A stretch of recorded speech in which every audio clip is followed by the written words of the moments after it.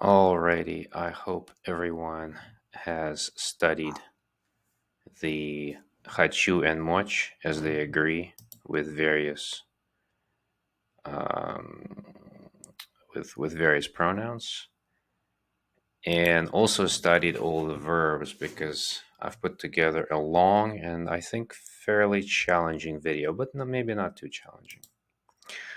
Um, See, I actually listened because in class somebody has said that they wanted longer videos. So this one I think is pretty long.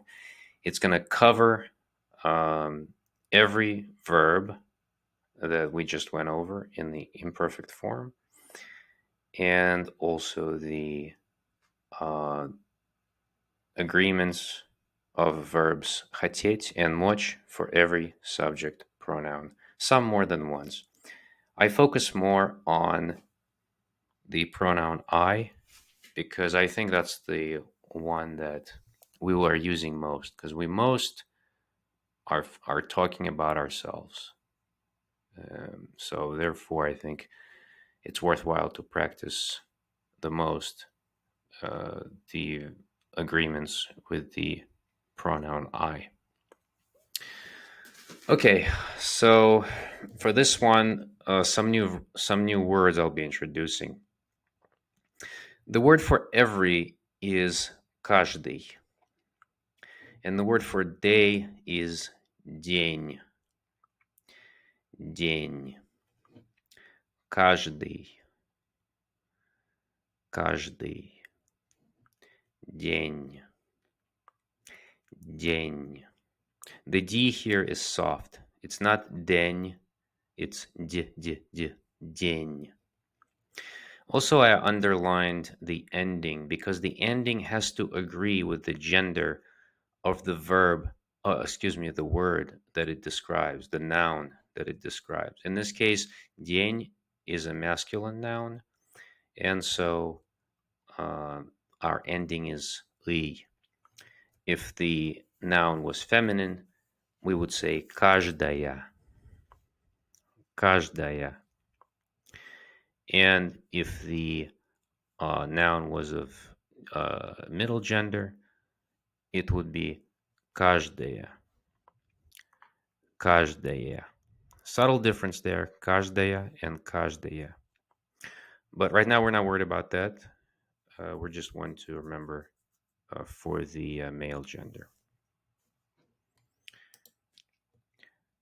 I want to do it every day.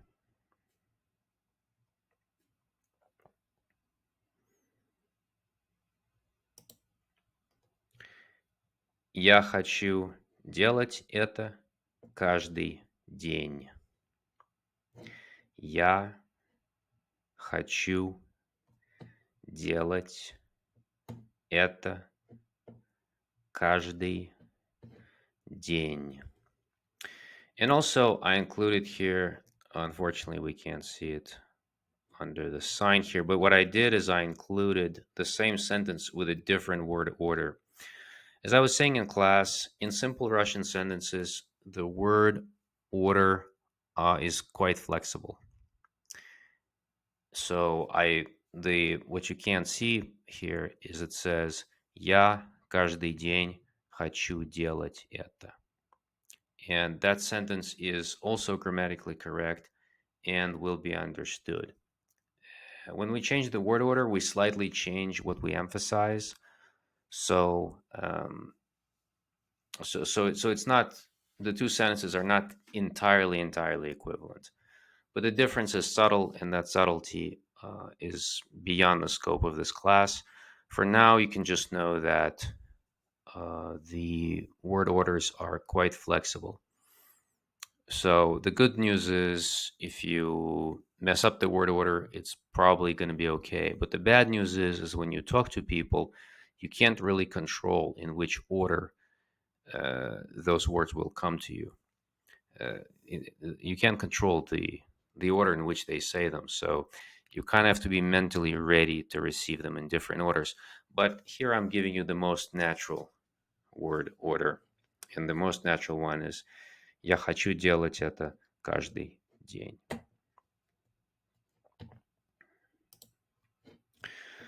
So the word for water is vada, as you probably already remember from previous class. But here we're introducing another word for the word without. Без. Без.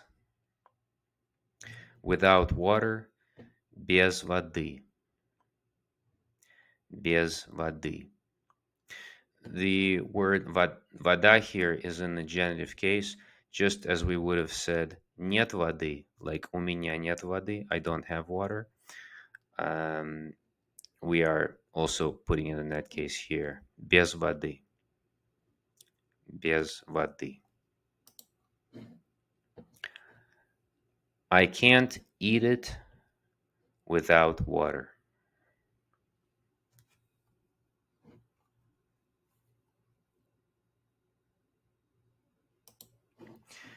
Я не могу есть это без воды. Я не могу есть это без воды. She can drink a lot.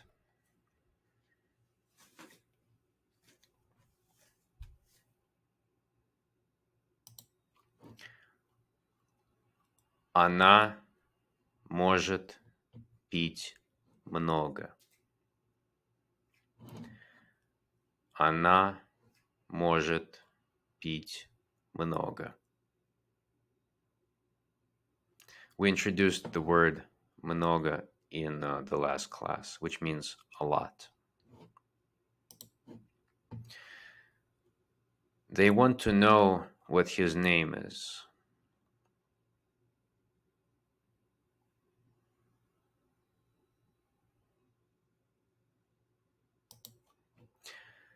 Они хотят знать, как его зовут. Они хотят знать, как его зовут.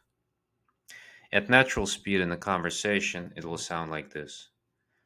Они хотят знать, как его зовут.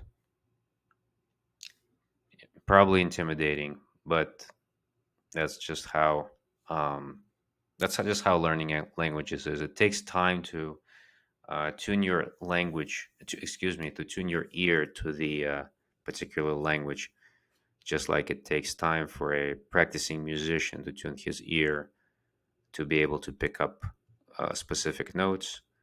And it takes time to tune your ear to pick up specific words.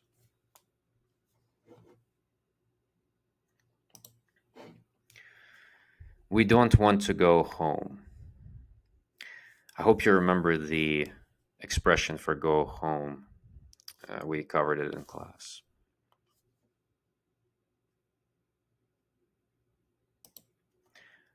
Мы не хотим идти домой. Мы не хотим идти домой.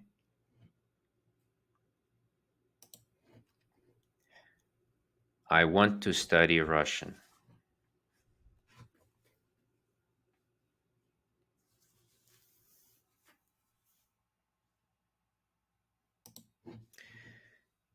Я хочу учить русский. Я хочу учить русский.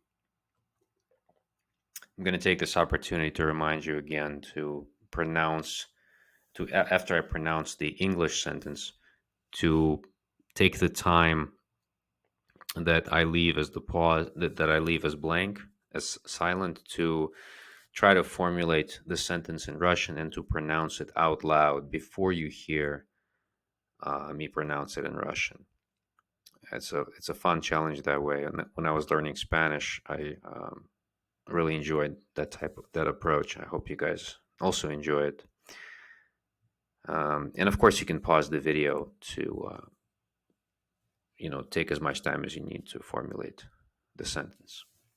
But it's a really good practice because that's exactly what we're doing a lot of times when we speak language that we're learning is we decide what we want to say in English and then we translate it in our head into the sentence in the target language, and it's good practice to to to get good at this process. Though there's another school of thought that says that you shouldn't be translating from English. You should just start getting an intuitive sense of the target language and just speaking straight in it. Um, well, I'm teaching the method that's been working for me, so I'm open to ideas though.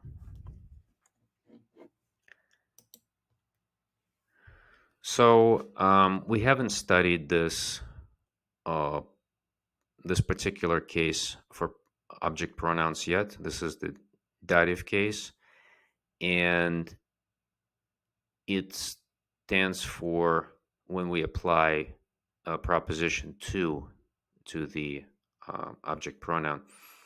So here it is. So it'd be like to me, to you, to him, to her, to them, and so on. In this case, we're just talking about the pronoun you. So to you, informal version would be тебе, тебе. And in Russian, when we help someone, we help to someone. In English, we just help and then, we say, I want to help Mike. We don't say, I want to help to Mike. But in Russian, we are in fact saying it by putting the target noun or target pronoun into the dative case. So given the information on the previous slide, how would you say they can't help you every day?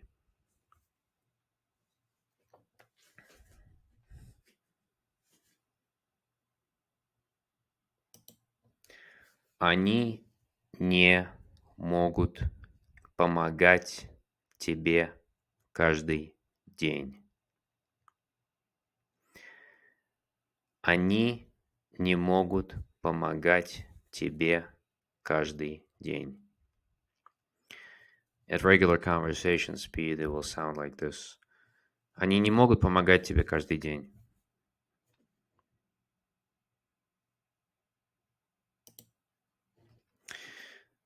The adverb for loud is громко. And the word for louder is громче.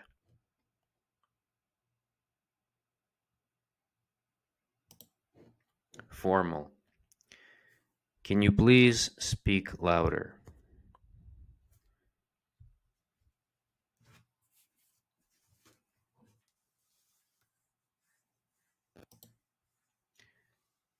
Вы можете, пожалуйста, говорить громче?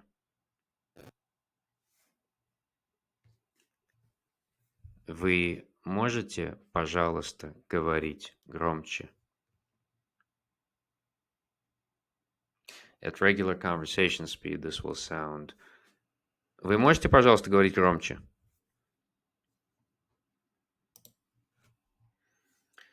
So, in English, when we play a sport or an activity, we just say play and then name the activity. For example, play football or play basketball. But in Russian, we play in a sport or in an activity.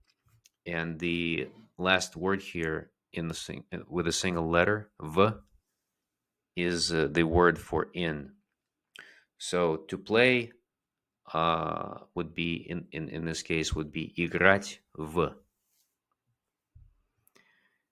Играть в. Informal. Do you want to play soccer now? I should have probably emphasized the now. That would be more natural. Do you want to play soccer now?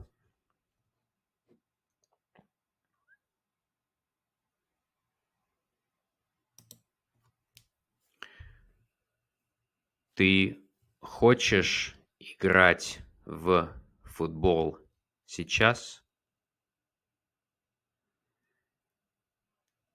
Ты хочешь играть в футбол сейчас? As I went over in class, the word сейчас is almost never pronounced as it is written, сейчас. There are various pronunciations of it depending on person's attitude. And сейчас is probably the most common way to pronounce it, but it can also be pronounced as сейчас or even sha. But that's um, yeah, it also happens actually. And uh, like if I'm talking to my mother and I'm talking real fast, I could say something like "Да, я ща приду," meaning like yes, I'll be there. Uh, yes, I'll be there now. And or rather, I will come now. Yeah, that's what literally means. And did you hear that? Да, я ща приду. Did you hear that "ща"? That was the word сейчас. Crazy, right? Um, yeah, as I said, when you learn a foreign language, you need to tune your ear to that language, and that just comes with time. But anyway, back to the sentence. In regular conversation speed, it will sound like this. Ты хочешь играть в футбол сейчас?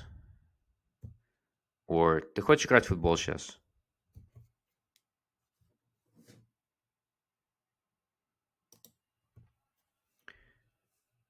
They can't buy this every day.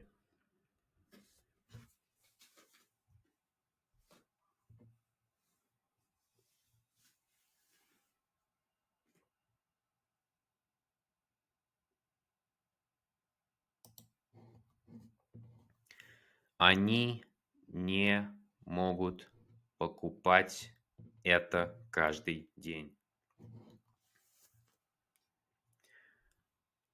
Они не могут покупать это каждый день. So in English, when we emphasize something, we usually use the word so, like his car is so fast, or she loves me so much. But in Russian, it's going to be the word tak. Tak. It could also be the word такой, but in this case, it's going to be the word tak.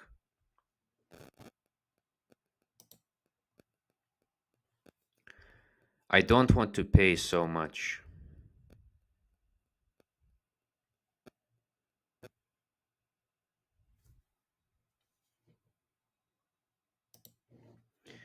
Я не хочу платить так много. Я не хочу платить так много. Я не хочу платить так много.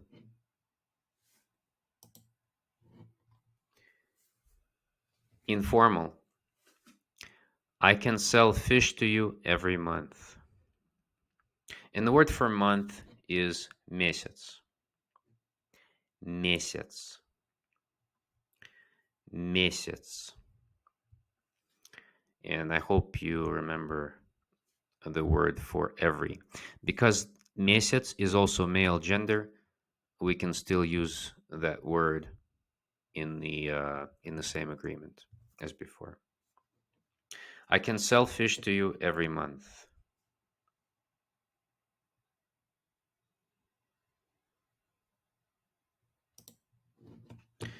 Я могу продавать рыбу тебе каждый месяц.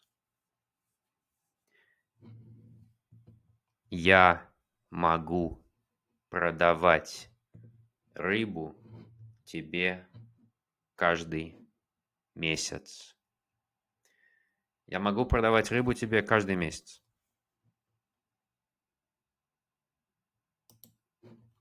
Informal.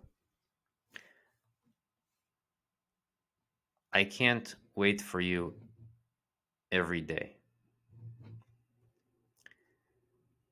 Now, in English, when we wait um, and there's a person involved, we wait for that person. But in Russian, we just wait the person. So there's no need to worry about the word for in this case. I can't wait for you every day. Informal.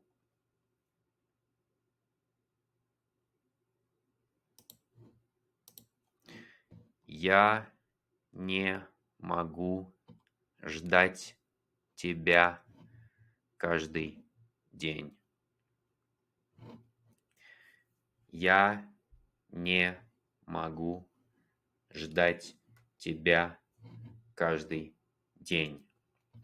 In this case, it's this object pronoun is тебя because it's an accusative case and there's a verb directly acting on it. In this case, it's the verb ждать, which is to wait. And it's the same object pronoun as it was when the verb зовут was acting on it in the expression that we already know, как тебя зовут. Я не могу ждать тебя каждый день.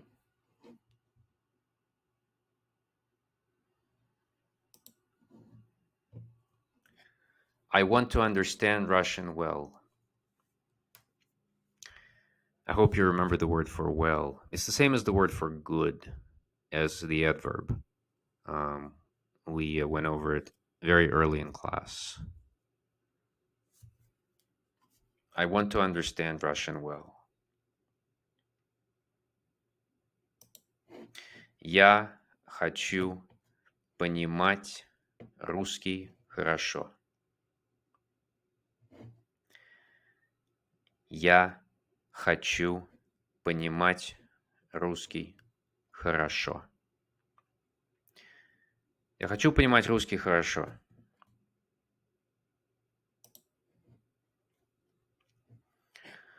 I want to be there. The word for here is тут, or one of the words for here is тут. And the word for there is там. Там. And I gave you the word for here just because I like to, when I give you one word and it has a readily available opposite of it, I like to give them together because it's easier to remember that way. So the word that we're interested in here, though, is tam, which is the word for there. Tam. I want to be there.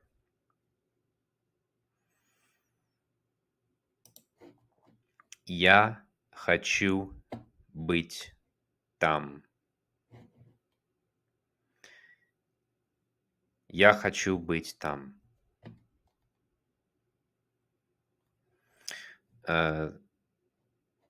The word быть, the T is soft because it has a soft sign in front of it. This applies, of course, to all verbs in definite form, or actually all all consonants that have the soft sign in front of them. It makes them soft. I never went over this because I just decided not to go over the alphabet in this class because it's just too time consuming. We only have 12 hours together, so that's why I provided those series. But for whatever reason, I decided to go over this detail here. Я хочу быть там.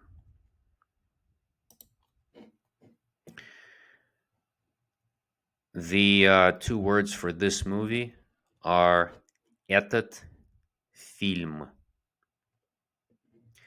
Этот фильм. We already know the word это, and when it describes something, it has to agree with the gender.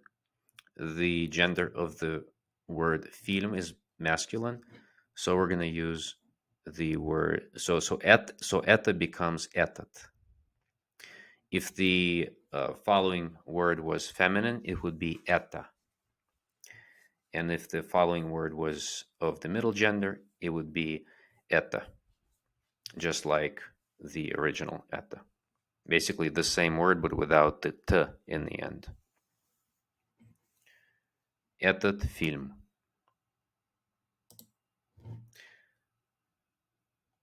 We want to watch this movie.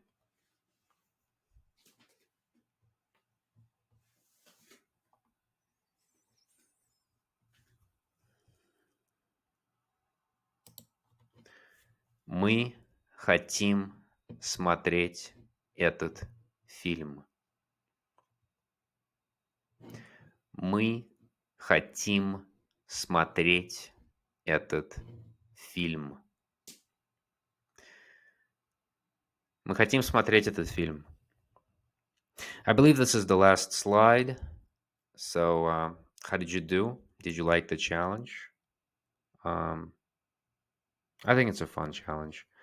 I am pretty sure you did not get everything right on the first try. So, it's a great opportunity to um, keep going over these videos and maybe tightening up some of the verbs that you struggled with. Um, once you once you become proficient at this, though, and you become really good at agreeing the verbs to want and the verbs to be able to with the pronouns, you will be able to say a lot. These are foundations, corners rather, of our foundation for a reason. And I think this particular video is very important in building this foundation and also having fun forming sentences in Russian. I hope you enjoyed.